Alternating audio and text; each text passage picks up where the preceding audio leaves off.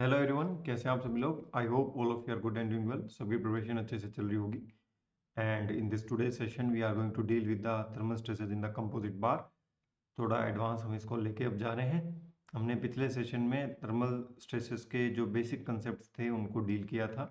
आज के सेशन में हम दो बार्स को या तो सीरीज में या पैरेलल में एक दूसरे से कनेक्ट करके उसमें देखेंगे किस तरीके की थर्मल स्ट्रेसेस डेवलप होती है। और हमने ये देखा था कि पिछले सेशन में कि जब आप एक सिंगल बार यूज में लेते हो, चाहे प्रिज्मेटिक बार हो या नॉन प्रिज्मेटिक बार हो, तो उसमें कितनी थर्मोस्टेट्स प्रोड्यूस हो सकती है, किस तरीके से सपोर्ट्स पर जो रिएक्शंस होती है उनको हम फाइंड आउट कर सकते हैं with the help of the concept of Hooke law and thermal stress. और उसमें हमने ये भी देखा था कि अगर मटेरियल फ्री टू एक्सपेंड होता है तो उसमें कोई भी थर्मल स्ट्रेस प्रोड्यूस नहीं होती। थर्मल स्ट्रेस तभी प्रोड्यूस होती है व्हेन स्ट्रेन इज रजिस्टेड। जब स्ट्रेन को रजिस्ट किया जाता है या फिर रिजिडली फिक्स सपोर्ट्स के बीच में रखा जाता है, तो जिस डायरेक्शन में स्ट्रेन रजिस्ट होती है उसी डायरेक्शन में आपका थर्मल स्ट्रेस प्रोड्यूस होता है। जिसमें मटेरियल फ्री टू एक्सपेंड होता है उस डायरेक्शन में कोई भी थर्मल स्ट्रेस प्रोड्यूस नहीं होता। ठीक है। And now we are going to deal with the thermal stresses in the composite bars. ठीक है, तो चलिए सभी लोग टॉपिक डालेंगे thermal stresses in the composite bar. इसमें एक केस मैं आपको समझाऊंगा अच्छे तरीके से, एकदम आधा घंटा 40 मिनट जो भी है वो लगा के, जितना भी सुटेबल टाइम है। उसके बाद जो डिफरेंट केसेस होंगे उनमें सेम कंसेप्ट अप्लाई होगा। तो आपको ये जो पहला केस है उसको अच्छे से समझना है, मेरी बातों को ध्यान से सुनना है, आसपास के जो भी आपके डिस्ट्रैक्शन है उनसे दूर रहना है। चलिए सभी लोग टॉपिक डालेंगे thermal stresses in composite bars.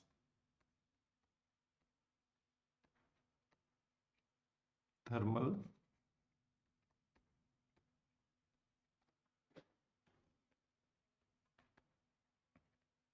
Stresses,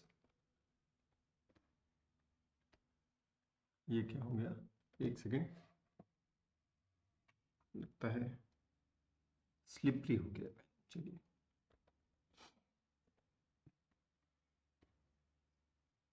thermal stresses in composite bar.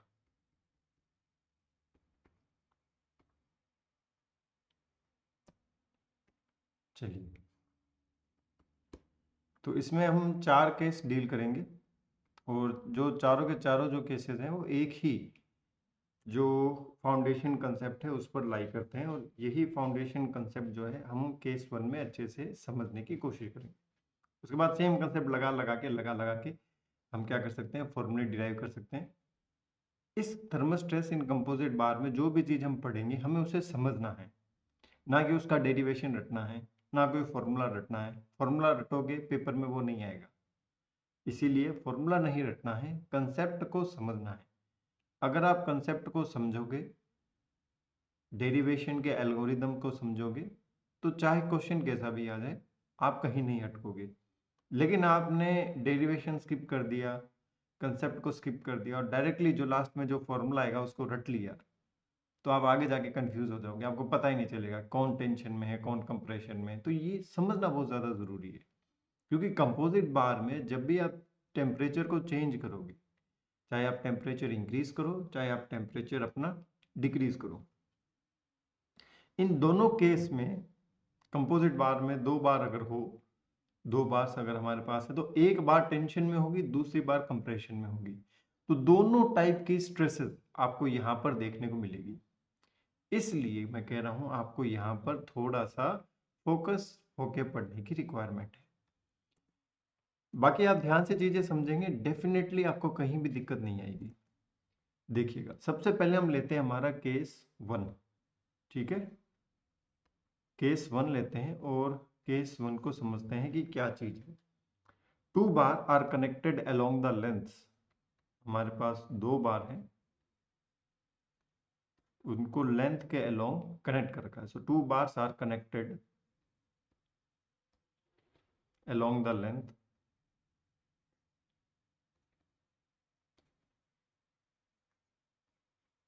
subject to subjected to increase in temperature, subjected to increase in temperature।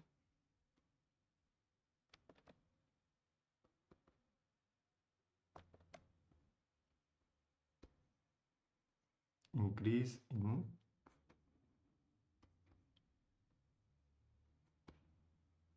Temperature.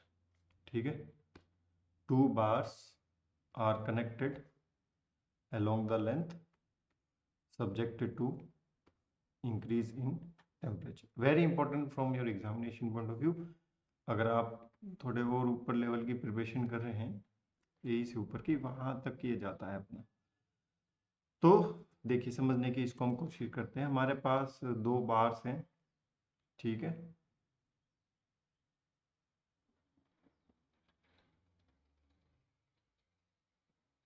उनको हमने रिजिडली कनेक्ट कर रखा है। एक तो ये है और एक ये येलो कलर में।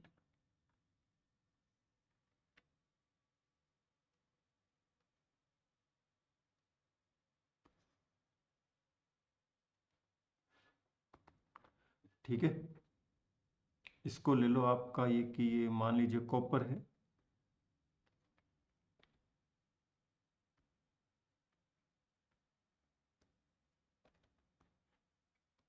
और ये मान लीजिए हमारा स्टील है। क्या गैस लगा सकते हो कि कॉपर और स्टील के कंपैरिजन में किसका कोफिशिएंट ऑफ थर्मल एक्सपेंशन ज़्यादा आता है? कुछ आप आइडिया लगा सकते हो कि किसका कोफिशिएंट ऑफ थर्मल एक्सपेंशन ज़्यादा, किसका coefficient of thermal expansion come? Steel का कम होता है, ठीक है, या कॉपर का कम होता है? ये आपको थोड़ा सा इसमें पता होना चाहिए। अगर आपको इन दोनों का ही अल्फा पता हो, थोड़ा रफली अगर आइडिया हो, हम कह सकते हैं कॉपर का ज़्यादा होता है, डेफिनेटली स्टील का कम होता है। वैल्यूज याद नहीं रखनी है। तो स्टील और कॉपर के कंपैरिजन में कॉपर का कोफिशिएंट ऑफ थर्मल एक्सपेंशन ज़्यादा होता है, स्टील का कोफिशिएंट ऑफ थर्मल एक्सपेंशन कम होता है। तो अगर दोनों का टेम्परेचर सेम अमाउंट से इंक्रीज किया जाए, दोनों का टेम्परेचर सेम इंक्रीज किया जाए, क्योंकि दोनों रिजिडली कनेक्टेड है एक दूसरे से, तो अगर दोनों का टेम्परेचर सेम इंक्रीज होगा तो दोनों में किसकी लंबाई में वृद्धि, किसकी लंबाई में चेंज सबसे ज़्यादा होगा? जिसका कोफिशिएंट ऑफ थर्मल एक्सपेंशन ज़्यादा होगा, क्योंकि delta L is equals to L alpha delta T. तो दोनों का लेंथ सेम है, दोनों का चेंज इन टेम्परेचर सेम है, तो जिसका कोफिशिएंट ऑफ थर्मल एक्सपेंशन ज़्यादा होगा उसका change in length for the given same change in temperature will be more. So अब मैं यहाँ पर आपको एक रफली आइडिया दे देता हूँ किसका कोफिशिएंट ऑफ थर्मल एक्सपेंशन कितना होता है। तो अगर हम बात करते हैं स्टील की, तो स्टील का जो कोफिशिएंट ऑफ थर्मल एक्सपेंशन होता है वो होता है हमारा 1/2 यानी 12 इंटू 1.2 इंटू 10⁻⁻5 होता है। जैसे इसको आप 12 इंटू 10⁻⁻6 पर डिग्री सेल्सियस आप इसको लिख सकते हो। अगर हम कॉपर की बात करें, कॉपर का होता है 16 इंटू 10⁻⁻6 पर डिग्री सेल्सियस, ठीक है। और अगर हम गन मेटल की बात करें तो इसका होता है लगभग 20 के आसपास, 23 के आसपास होता है, 20 19 होता है ना, शायद 19 होगा इसका, 19 इंटू 10⁻⁻6 पर डिग्री सेल्सियस। और अगर हम एल्यूमिनियम की बात करें,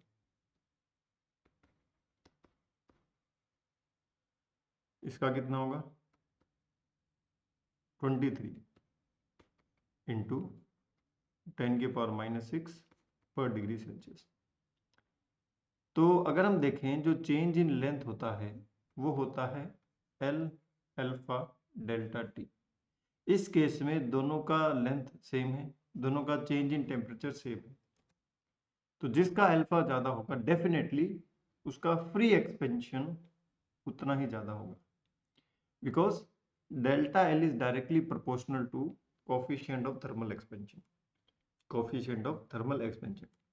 अब इसका थोड़ा सा फिजिकली हम इसको समझने की कोशिश करते हैं। This is our case.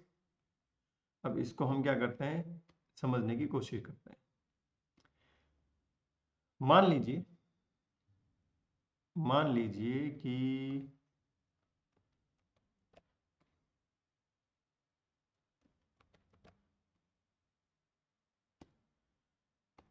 मान लीजिए कि अगर हम कंपैरिजन करें, ये दोनों अगर एक दूसरे से जुड़े हुए ना होते,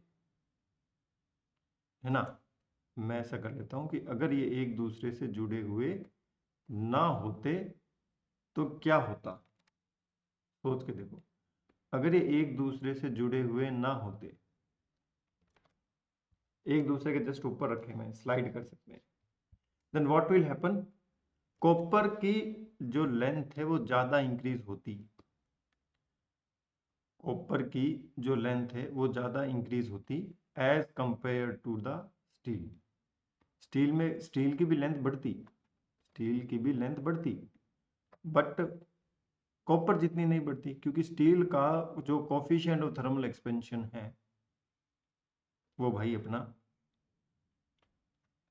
कम है as compare to the copper. ये सिस्टम होता अगर ये कंपोजिट नहीं होते तो, अगर ये कंपोजिट नहीं होते तो कॉपर की change in length will be more as compare to the change in length of steel.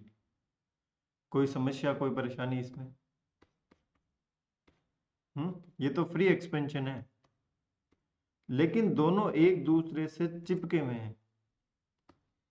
तो कॉपर वाला क्या करेगा, कॉपर आगे की तरफ जाना चाहता है तो कॉपर स्टील को खींचने की कोशिश करेगा। समझ आ रही बात? सोचना, कॉमन सेंस लगाना। कॉपर अपनी लेंथ को स्टील के कंपैरिजन में ज्यादा बढ़ाना चाहता है तो कॉपर स्टील को खींचेगा, कॉपर स्टील को खींचेगा तो स्टील में क्या उत्पन्न होगा, स्टील में तनाव उत्पन्न होगा, स्टील में टेंशन प्रोड्यूस होगा। कॉपर स्टील को इधर खींचेगा, ये स्टील स्टील को नहीं खींच रहा है, कॉपर स्टील को खींचेगा। कॉपर कहेगा भैया मैं इतना लंबा बढ़ना चाहता हूं, स्टील आ जाओ मेरे साथ, तुम भी ज्यादा लंबा बढ़ो। यानी फ्री एक्सपेंशन स्टील का यहां तक होगा, उसके बाद कॉपर उसको आगे खींचने की कोशिश करेगा। और हमने लॉज ऑफ मोशन में पढ़ा है कि भैया इक्वल एंड अपोजिट रिएक्शन होगा। स्टील कहेगा कि मैं आगे क्यों बढ़ूं, तुम ही पीछे आ जाओ। कॉपर कहता है स्टील को आगे आ जा, स्टील कहेगा कॉपर को मैं क्यों आगे आऊं, तुम पीछे आ जाओ। तो स्टील क्या करेगा, कॉपर पर कंप्रेसिव फोर्स लगाएगा। So due to increase in temperature, क्या आप अब यहां पर मुझे ये बता सकते हो कि किसमें कौन से स्ट्रेस डेवलप होगी? स्टील में टेंसाइल स्ट्रेस डेवलप होगी due to increase in temperature, वहीं पर कॉपर में कंप्रेसिव स्ट्रेस डेवलप होगी due to increase in temperature. बात समझ में आई? कॉपर कह रहा है भैया मैं ज्यादा लंबा बढ़ना चाहता हूं, स्टील मेरे साथ तुम भी लंबा बढ़ो, फ्रीली तुम एक्सपेंड होगे, अब मैं तुम्हें खींचूंगा। तो अगर मैं खींचूंगा तो स्टील के अंदर टेंसाइल स्ट्रेस डेवलप होगी। स्टील कॉपर को कहेगा मैं कम लंबा बढ़ना चाहता हूं, तुम भी कम ही लंबा बढ़ो, तो तुम जितना फ्रीली एक्सपेंड हो अपनी लंबाई को कम करो। तो जब वो अपनी लंबाई को कम करेगा तो क्या होगा, उसमें कंप्रेसिव स्ट्रेस डेवलप होगी। तो स्टील कॉपर पर कंप्रेसिव फोर्स लगाएगा, कॉपर स्टील पर टेंसाइल फोर्स लगाएगा, दोनों एक दूसरे पर इक्वल और अपोजिट फोर्स लगाएंगे। और जब दोनों एक दूसरे पर इक्वल और अपोजिट फोर्स लगाएंगे तो इनके बीच में अब क्या होगा, इनके बीच में अब रजामंदी होगी, कहेगी भैया ऐसा मत करो, स्टील तुम थोड़ा आगे आओ और मैं थोड़ा पीछे आऊंगा। ठीक है, कॉपर कहेगा स्टील को, स्टील ऐसा करो तुम थोड़ा आगे आओ,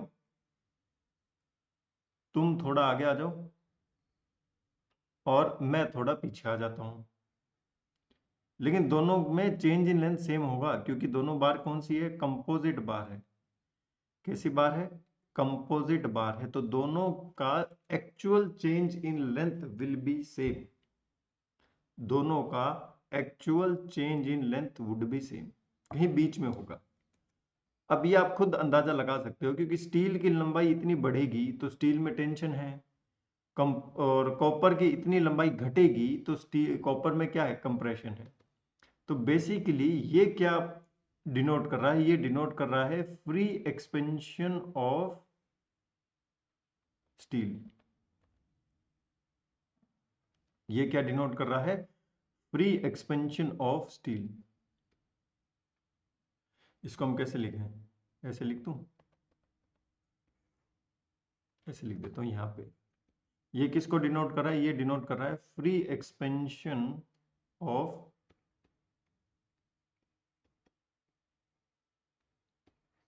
स्टील। ये फ्री एक्सपेंशन ऑफ स्टील है। और ये थोड़ा सा और आगे की तरफ बढ़ेगा तो ये क्या हो जाएगा? Forced expansion of steel.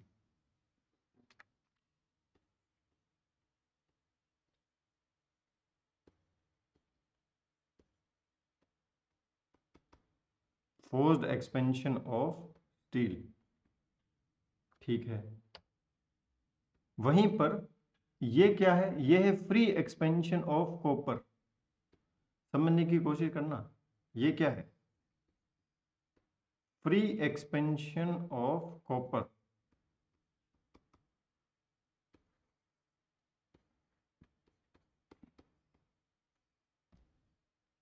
और ये क्या है? फोर्स्ड कंप्रेशन ऑफ कॉपर, क्योंकि कॉपर की लंबाई कम हुई है प्री एक्सपेंशन होने के बाद, उससे थोड़ी सी कम हुई। तो ये क्या है? Forced expansion, sorry, forced compression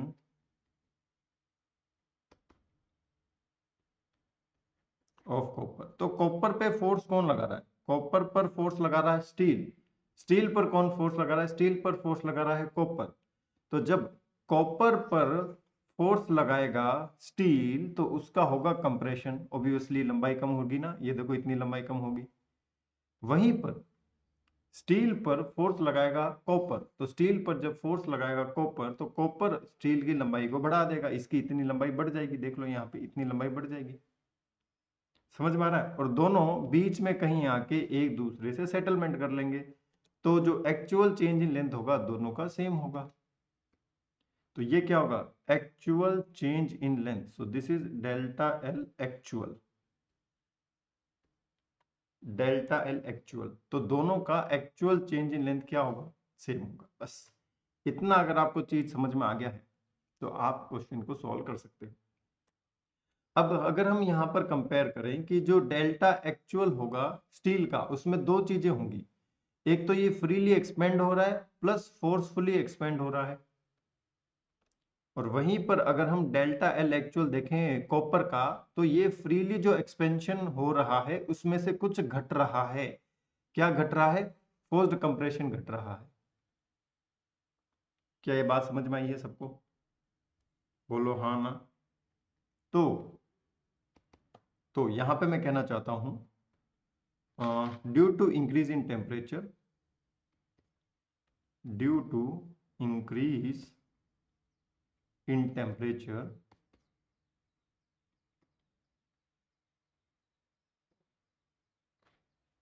steel will be in tension,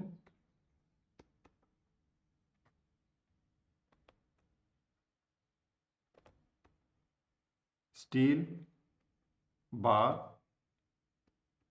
will be in tension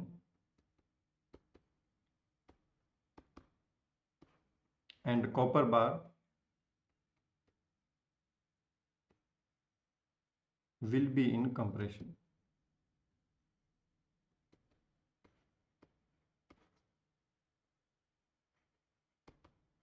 ठीक है, मैं बोल रहा हूँ, हो सकता है आपको लिखा हुआ नजर ना आए, बट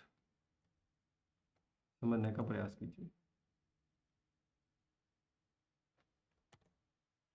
तो स्टील बार टेंशन में होगा और कॉपर बार कंप्रेशन में होगा। कब? जब टेम्परेचर इंक्रीज किया जाए, टेम्परेचर को बढ़ाया जाए। ठीक है साहब, कोई समस्या का परेशानी? नो समस्या, नो परेशानी। अब यहाँ पे कुछ चीजें मैं एज्यूम कर लेता हूँ, जैसे लेट सिग्मा सी और सिग्मा एस। सिग्मा सी क्या है? Compressive stress in copper,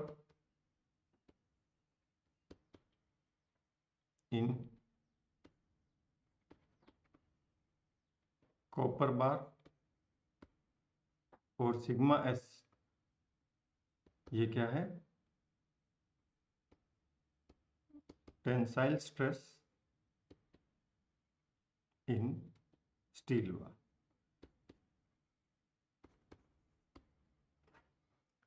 equilibrium में क्या होगा?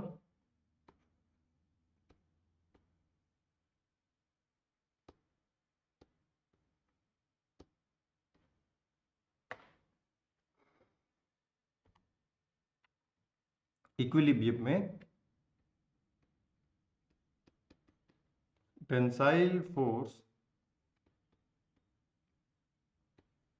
On steel by copper will be equal to compressive force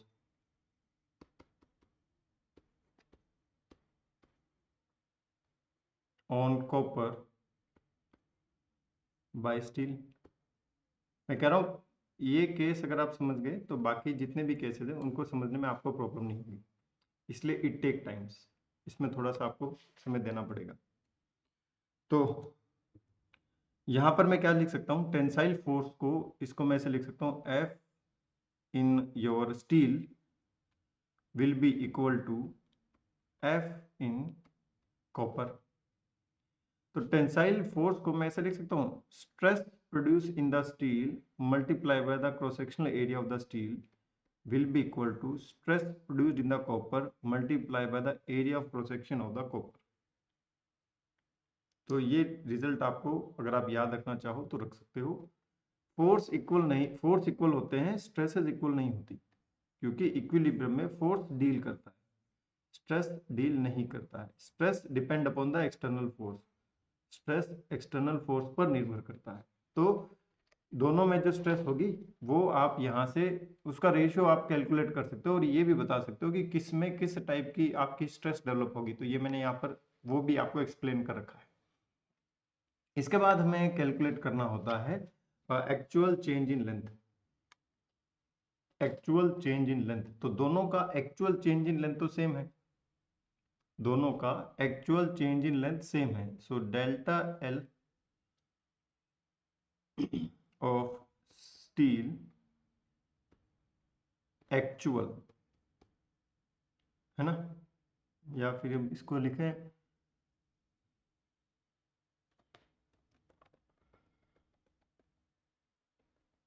delta L actual of steel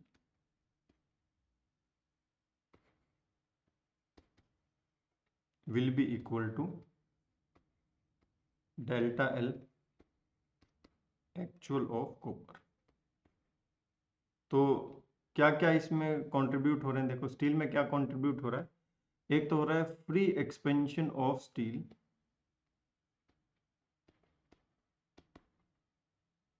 free expansion of steel plus steel को खींच रहा है कॉपर, तो forced expansion of steel,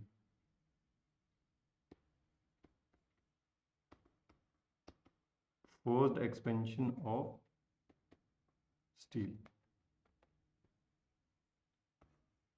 it will be equal to free expansion of copper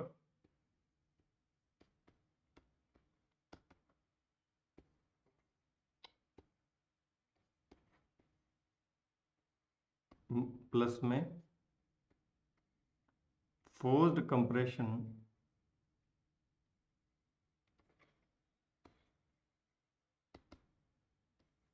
of copper.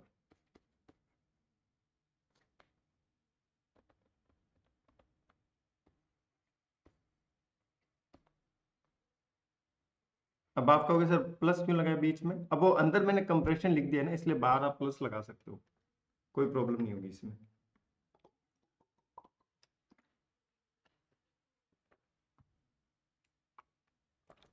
तो देखिए free expansion of steel को मैं क्या लिख सकता हूं, L alpha of steel multiply by the delta T plus forced expansion of steel, force in steel F L by A P L by A L divide by area of steel multiply by the Young's modulus of steel बराबर में L alpha of copper multiplied by the delta T plus forced compression of the copper। तो इसको मैं लिख सकता हूँ minus of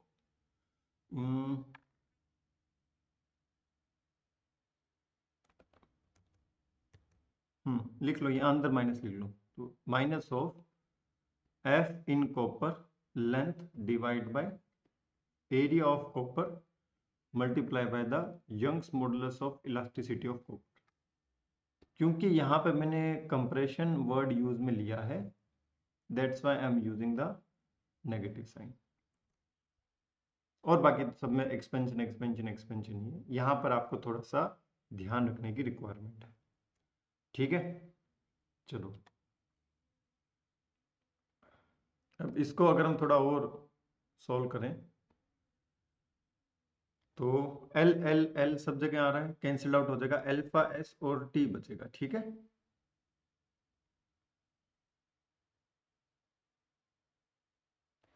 एक चीज और अगर आप यहां लिखना चाहो तो लिख सकते हो, F S is tensile force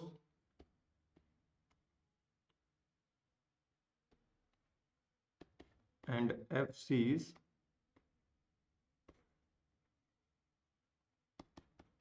compressive force। तो अगर आपको इसको स्ट्रेस में रिप्रेजेंट करना है तो ऐसे भी रिप्रेजेंट कर सकते हैं, L alpha S delta T plus stress in steel into L by Young's modulus of steel equal to L alpha of copper into delta T minus stress in copper L divide by Young's modulus of copper. इस तरीके से भी आप इस फॉर्मूले को represent कर सकते हो। और जब L L L cancelled out हो जाएगा तो एक तरफ कोफिशिएंट ऑफ थर्मल एक्सपेंशन वाली टर्म रख लीजिए, एक तरफ आप स्ट्रेसेस वाली टर्म रख लीजिए। तो इसको मैं ऐसे लिख सकता हूं,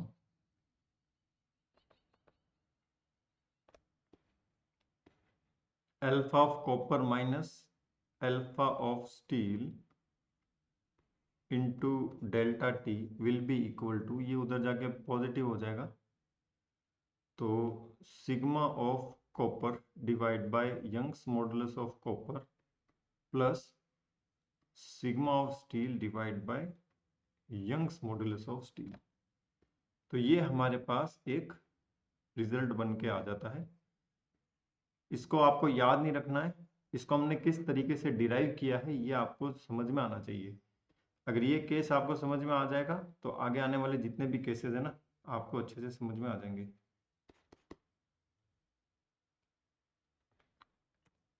ठीक है, चलिए, this is our case number 1। अब सेम केस में ले रहा हूं, ठीक है, सेम केस ही है। अब यहां पर मैं इंक्रीज इन टेम्परेचर की जगह डिक्रीज इन टेम्परेचर करूंगा। ठीक है, दिस इज माय केस 2। अब इंक्रीज इन टेम्परेचर की जगह डिक्रीज इन टेम्परेचर, तो टेम्परेचर डिक्रीज करेंगे तो लेंथ कम होगी। अब देखते हैं कैसे कम होती है डिक्रीज इन टेम्परेचर।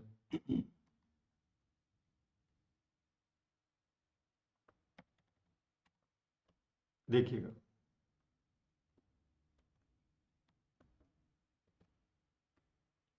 जैसे ये केस है हमारा,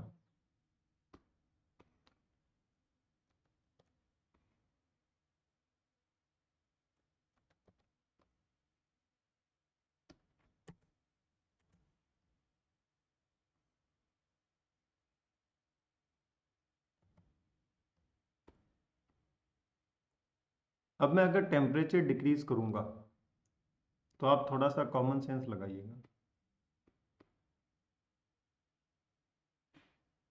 अगर मैं टेम्परेचर डिक्रीज करता हूं तो टेम्परेचर डिक्रीज करने से क्या होगा, लेंथ कम होगी।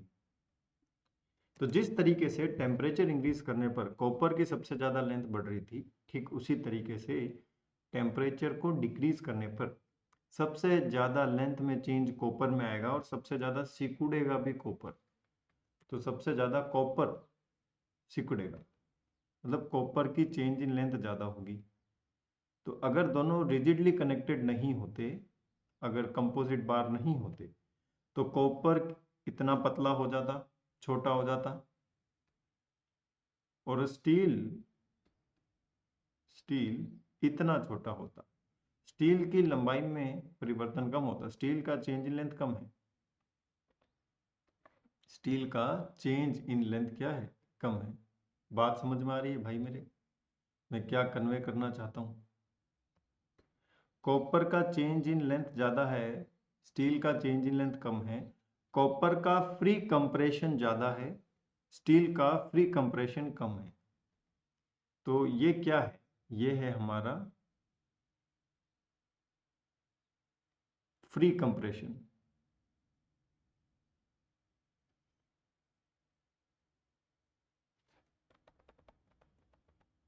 पहले ऊपर का लिख लेते हैं, ये है हमारा फ्री कंप्रेशन ऑफ कॉपर, ठीक है। और ये है हमारा फ्री कंप्रेशन ऑफ स्टील, ठीक है। अब ये दोनों एक दूसरे को क्या कहेंगे, सोच के देख सकते हो कि ये दोनों एक दूसरे को क्या बोलेंगे? कॉपर कहेगा स्टील और लंबाई कम करो, मेरे पास आओ। कॉपर कहेगा स्टील और लंबाई कम करो, मेरे पास आओ। तो स्टील को कॉपर दबाएगा, है ना। स्टील यहां से इधर जाना चाहेगा क्योंकि कॉपर उसको अंदर की तरफ खींचेगा, तो स्टील में होगा कंप्रेशन। कॉपर को स्टील कहेगा, स्टील कहेगा यार मेरी लंबाई तो यहां तक है, तुम मेरे पास आ जाओ, तुम मेरे पास आ जाओ। तो क्या होगा, कॉपर में होगा टेंशन। अब कंपेयर करो पिछले वाले केस में, पिछले वाले केस में टेम्परेचर बढ़ाने पर स्टील टेंशन में था और कॉपर कंप्रेशन में था, जबकि इस केस में टेम्परेचर घटाने पर स्टील कंप्रेशन में है और कॉपर टेंशन में है। तो कंपोजिट बार को आपको थोड़ा सा ध्यान से डील करना पड़ेगा। एक्चुअल डायग्राम अगर आप इसको बना सकते हो तो आपको समझ में आ जाएगा। फिर ये दोनों क्या करेंगे, एक दूसरे से किसी मिड पॉइंट पर, एक दूसरे से किसी मिड पॉइंट पर क्या करेंगे, सेटलमेंट करेंगे। कॉपर कहेगा चलो मैं थोड़ा कम हो जाता हूं, तुम थोड़ा ज्यादा हो जाओ। कॉपर कहेगा मैं थोड़ा कम हो जाता हूं, मैं थोड़ा ज्यादा हो जाता हूं, स्टील तुम थोड़ा कम हो जाओ। तो ये किसी एक मिड पॉइंट पर आके एक दूसरे से सेटलमेंट कर, सो दैट जो एक्चुअल चेंज इन लेंथ है दोनों का क्या रहे, सेम रहे। तो जो एक्चुअल चेंज इन लेंथ होगा दोनों का क्या होगा, सेम होगा। तो ये क्या हो जाएगा, ये हो जाएगा मेरा एक्चुअल चेंज इन लेंथ। तो ये तो हो जाएगा मेरा स्टील और ये हो जाएगा मेरा कॉपर। दोनों में एक्चुअल चेंज इन लेंथ क्या होगा, सेम होगा। तो this is delta L actual.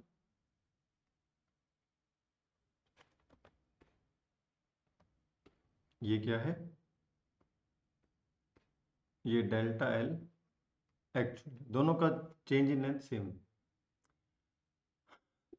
अब क्या क्या चीजें यहां पर देखो, ये क्या है, ये हमारा फ्री कंप्रेशन, ये क्या है हमारा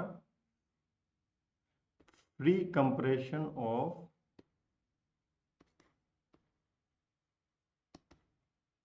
स्टील, ठीक है। और ये क्या है फिर,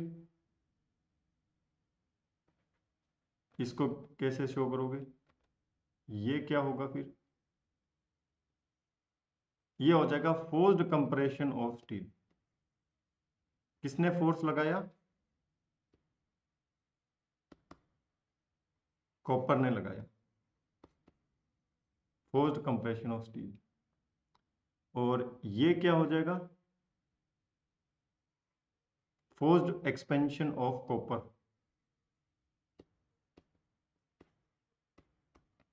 कॉपर को एक्सपेंड किया ना, कॉपर तो यहां तक ही बढ़ना चाहता था, देखो कॉपर को एक्सपेंड किया, तो ये है फोर्स्ड एक्सपेंशन ऑफ कॉपर। किसने फोर्स लगाया,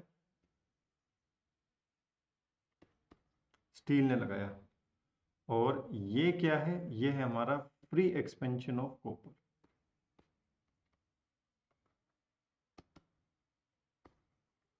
free expansion of, sorry, free compression of copper. Temperature कम कर रहे हैं ना, तो फ्री कंप्रेशन ऑफ कॉपर। जहां कंप्रेशन लिखा है वहां minus word use, minus sign use में लेते हैं, और जहां हमने एक्सपेंशन लिखा है वहां प्लस साइन यूज में लेते हैं। ठीक है, तो इसमें लिखना चाहो तो लिख सकते हो आप, due to decrease in temperature,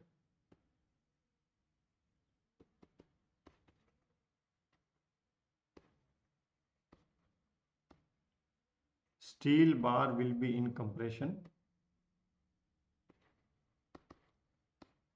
steel bar will be in compression,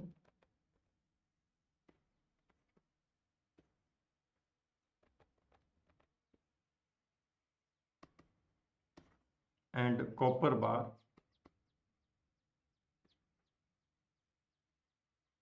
will be in tension।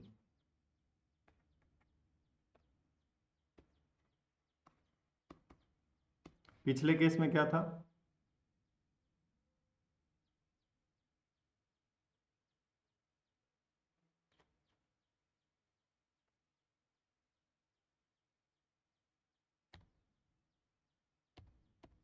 उल्टा था। Due to increase in temperature steel bar tension में थी और कॉपर बार कंप्रेशन में थी। यहाँ पर क्या है, स्टील बार कंप्रेशन में है और कॉपर बार टेंशन में। इन लेटर केस लिखना चाहो लिख लो, नहीं तो कोई दिक्कत नहीं, छोड़ो इसको, मत लिखो, वहाँ लिख ही दिया आप लोगों ने तो कोई जरूरत ही नहीं। So now let sigma S is compressive stress in steel। एक सेकंड बेटा,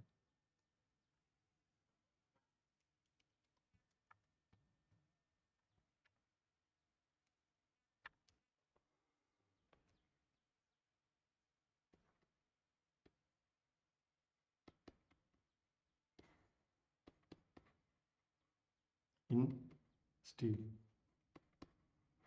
ठीक है। और सिग्मा सी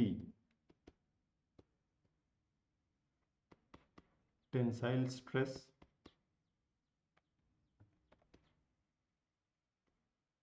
इन कॉपर। अब यहाँ पे हमेशा दो डिफरेंट मटेरियल होंगे, जिसका अल्फा ज्यादा होगा जिसका अल्फा कम होगा उसको आप कंपेयर करके टेंसाइल और कंप्रेशन का निर्धारण कर सकते हो। इक्विलिब्रियम में क्या होगा,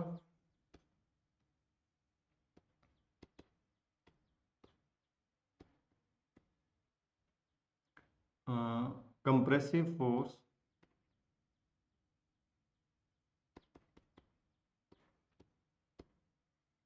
इन स्टील बाय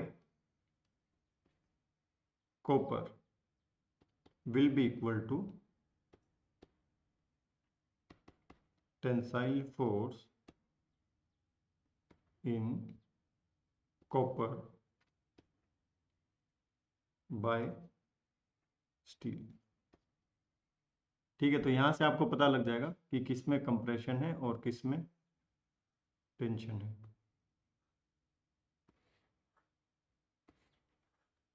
किस में कंप्रेशन है और किस में आपका टेंशन है। तो आप इसको ऐसे भी लिख सकते हो कि tensile force in compressive force in steel will be equal to the tensile force in copper। तो इसको आप ऐसे लिख सकते हो, sigma of steel, area of steel sigma of copper, area of copper. पहले भी ऐसा ही रिजल्ट आया था, ठीक है। अब हम एक्चुअल चेंज इन लेंथ की बात करें, डेल्टा एल स्टील का actual will be equal to delta L copper का एक्चुअल। इसको आप ऐसे लिख सकते हो। तो जब आप इस इक्वेशन को यूज में लोगे तो आप कुछ इंपॉर्टेंट रिजल्ट्स पे आओगे। जैसे डेल्टा एल एक्चुअल क्या होगा स्टील का, इसको आप कैसे शो कर सकते हो, free compression, free compression of steel plus forced compression of steel।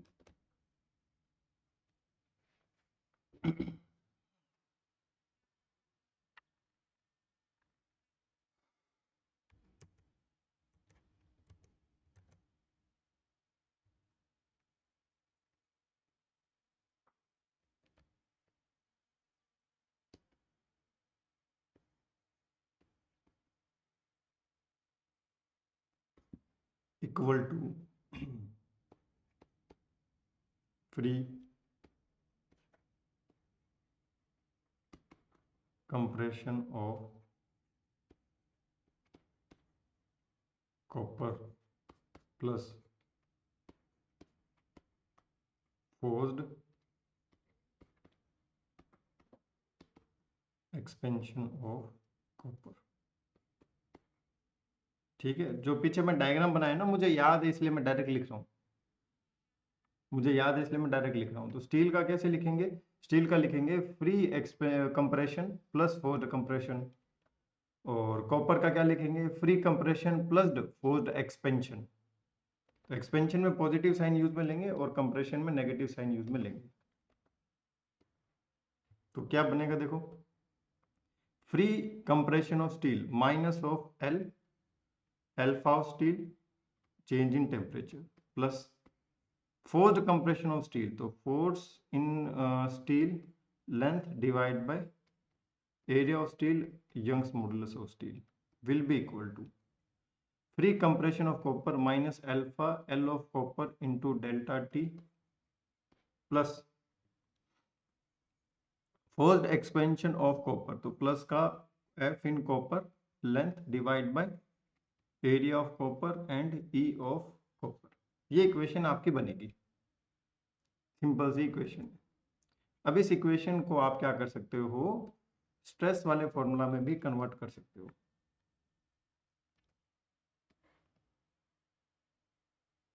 Stress वाले फॉर्मूला में कन्वर्ट करोगे तो कैसा बनेगा, minus L alpha delta T, formula कोई भी याद नहीं रखना है, प्लस माइनस का sigma of steel divide by L E of steel equal to minus का एल एल्फा ऑफ कॉपर, अब ये तो मैथमेटिक्स ही है, delta T plus sigma of copper L divide by E of copper. तो एक तरफ एल्फा रख लो, एक तरफ सिग्मा ले, एल्फा इधर ले लो, तो ये क्या हो जाएगा, alpha of copper minus alpha of steel multiply by the change in temperature delta T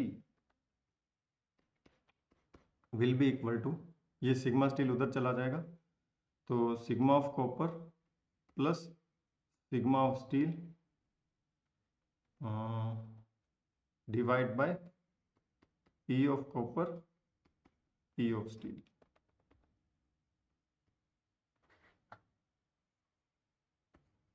ठीक है, क्या पहले भी सेम फॉर्मूला आ रहा था, पहले भी सेम आ रहा था, अब भी सेम आ रहा है, लेकिन अब थोड़े से इसमें क्या है, टाइप ऑफ जो स्ट्रेस है वो चेंज हो चुका है। यहाँ पर चेंज इन टेम्परेचर अलग है, पहले वाले में चेंज इन टेम्परेचर अलग था, यहाँ पर change in temperature is negative because temperature is decreasing, वहाँ पर change in temperature is positive पहले वाले केस में because temperature is increasing. Temperature increase करने पर स्टील टेंशन में और आपका कॉपर कंप्रेशन में, जबकि टेम्परेचर डिक्रीज करने पर स्टील कंप्रेशन में और कॉपर आपका टेंशन में हो जाता है। इस चीज़ का पता लगाने के लिए आप रफली डायग्राम जरूर बनाइएगा, तभी आप इस चीज का कॉमन सेंस से पता लगा पाएंगे। ठीक है, चलिए इन द सेम वे हम केस 3 में आ सकते हैं। केस 3 क्या कहता है?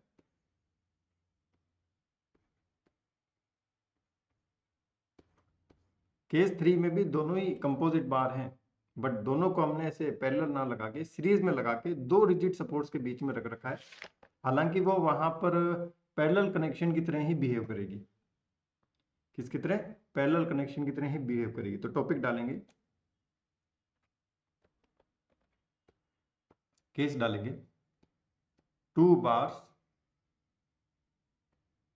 Are connected at the ends।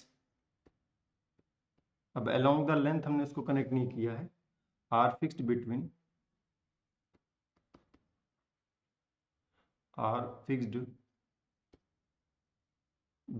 two rigid supports,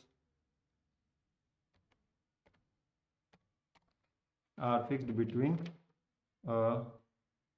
two rigid supports। ये केस बहुत कम आता है। subjected to increase in temperature, subjected to increase in temperature।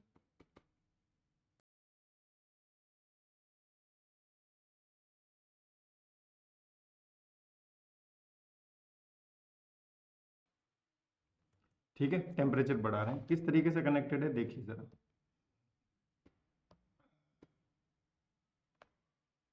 ये दो रिजिड सपोर्ट्स हैं,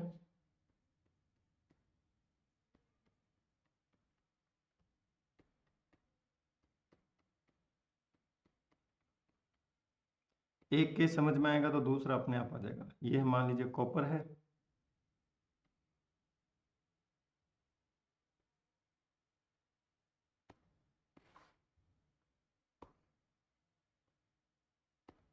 और यहाँ पे मान लो स्टील है।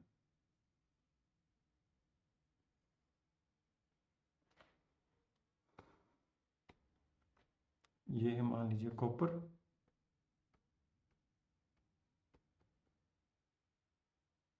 और ये है मान लीजिए steel.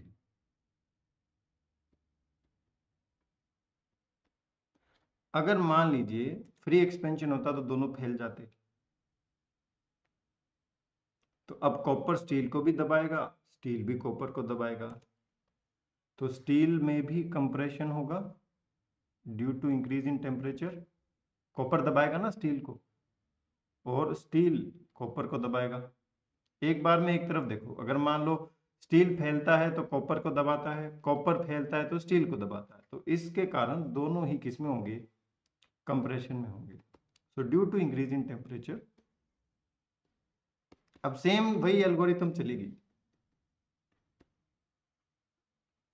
Increase in temperature, both steel bar and copper bar will be in compression।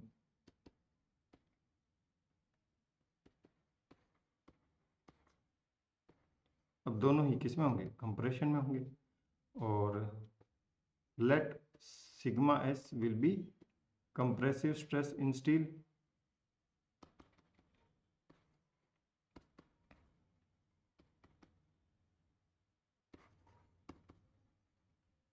and sigma c will be compressive stress in copper। compressive stress in copper। Equilibrium में क्या होगा?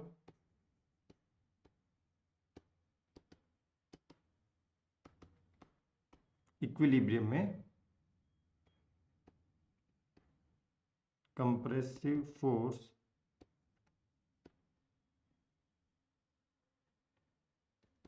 in steel by copper will be equal to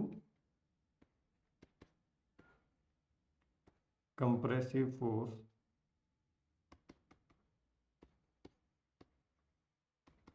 in copper by steel। ठीक है, ये equilibrium की कहानी है।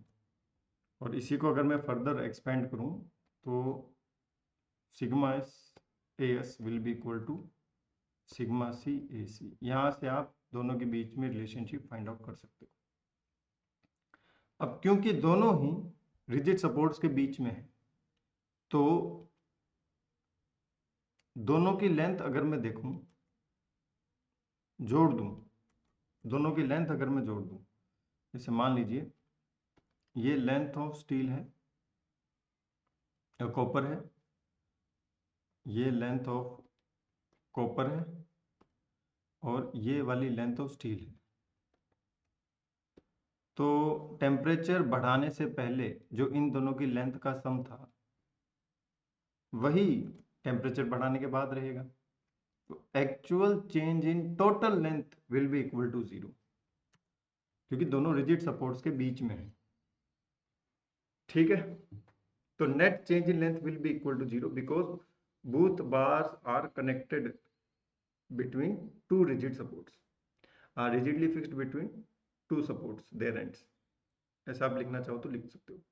ठीक है, तो ये तो थी स्ट्रेस और फोर्स की कहानी। यहां पर आप एक चीज और भी लिख सकते हो, the net change in length. Net formula कोई याद नहीं रखना है, मैंने आपको पहले ही बताया था। The net change in length will be 0 as both bars are connected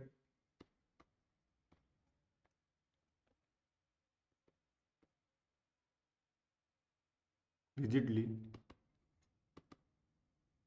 at the ends।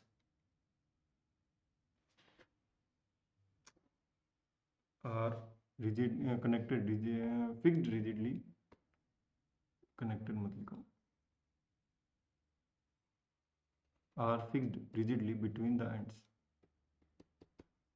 fixed rigidly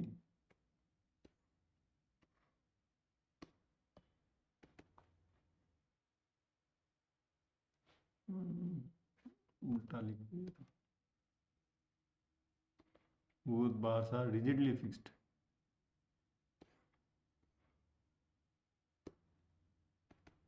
at the ends।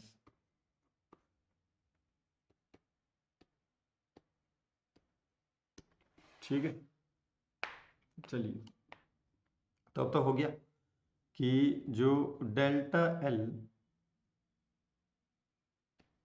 Steel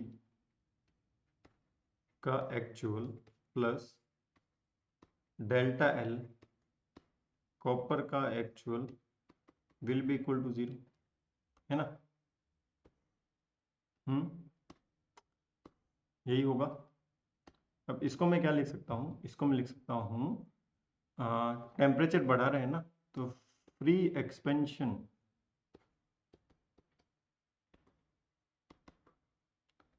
of steel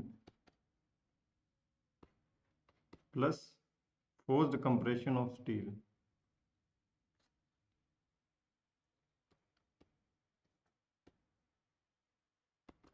forced compression of steel plus free expansion of copper plus forced compression. क्यों लिख रहा हूं, क्योंकि दोनों ही compression में, forced compression of copper और ये सभी मिलके किसके इक्वल होंगे?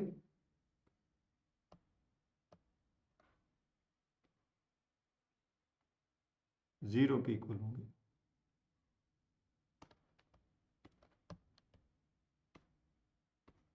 It will be equal to 0। अब इसका अगर हम फॉर्मूला बनाएं तो free expansion of steel, L तो वैसे कट ही जाएगा ना, सीधा डायरेक्ट फॉर्मूला लिख देता हूँ, बाकी आप उसको अरेंज करना चाहो कर लेना। तो free expansion of copper L L steel L S delta T plus forced compression of steel, तो माइनस का F of steel L divide by area of steel into E of steel plus free expansion of copper, तो L alpha of copper, ये तो plus ही आएगा ना बेटा, expansion L alpha of copper delta T plus forced compression of copper minus में F of copper L divide by area of copper Young's modulus of copper, it would be equal to 0। Formula याद नहीं करना है, ठीक है, आपको इस चीज की एल्गोरिथम समझनी है। तो this was our case number 3। Similarly case number 4 बनेगा। अब देखना, सिमिलरली केस नंबर 4 बनेगा। कैसे बनेगा? अब यहाँ पे इंक्रीज इन टेम्परेचर की जगह डिक्रीज इन टेम्परेचर करेंगे, ठीक है, subjected to decrease in temperature. अब जब टेम्परेचर डिक्रीज होगा दोनों सिकुड़ेगी, दोनों की लेंथ कम होगी, कॉपर भी अपनी लेंथ को कम करना चाहेगा, स्टील भी अपनी लेंथ को कम करना चाहेगा। तो जब स्टील अपनी लेंथ को कम करेगा तो कॉपर उसको खींचेगा, और कॉपर जब अपनी लेंथ कम करेगा तो स्टील उसको खींचेगा। तो अब दोनों किस में हो जाएंगे? टेंशन में हो जाएंगे। तो जहां जहां कंप्रेशन लिखा है वहां वहां टेंशन लिख दो। समझ में आई बात? जहां जहां कंप्रेशन लिखा है वहां वहां टेंशन लिख दो।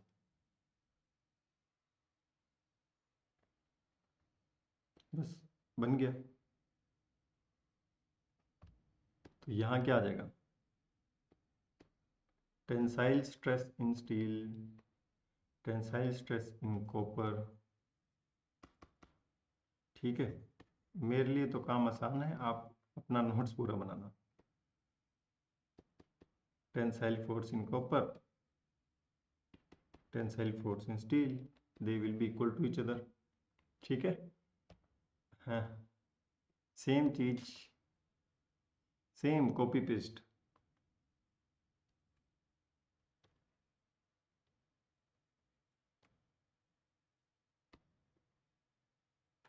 Again the net change in length will be 0। बाकी यहाँ पे एक्सपेंशन हटा दो, यहाँ पे कंप्रेशन हटाओ। अब फ्री कंप्रेशन फोर्स्ड एक्सपेंशन होगा, ठीक है। यहाँ साइन बदलेंगे, बस लो यह हो गया। तो ये क्या हो जाएगा? Free compression of steel plus forced expansion of steel, free compression of copper and forced expansion of copper। अब क्योंकि यहाँ पर मैं फोर्स्ड एक्सपेंशन ले रहा हूँ ना, तो ये तो पॉजिटिव रहेगा, ये अपना नेगेटिव हो जाएगा, ये माइनस आ जाएगा, यहाँ माइनस आ जाएगा, बस, ठीक है। कंप्रेशन में नेगेटिव और एक्सपेंशन में पॉजिटिव साइन हम यूज में लेते हैं। Actual change in length will B, दोनों का समेशन करेंगे, initial length final length will B same. Initial total initial length and total final length is same, ठीक है। हाँ जी।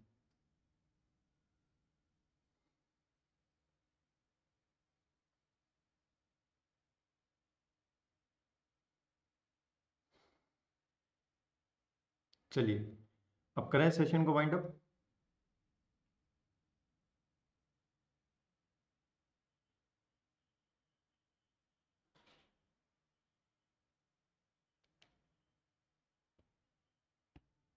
So this is all about your thermal stresses in the composite bar. चलिए तो session को wind up करते हैं and bye bye guys, take care, love you all. जय हिंद, जय भारत।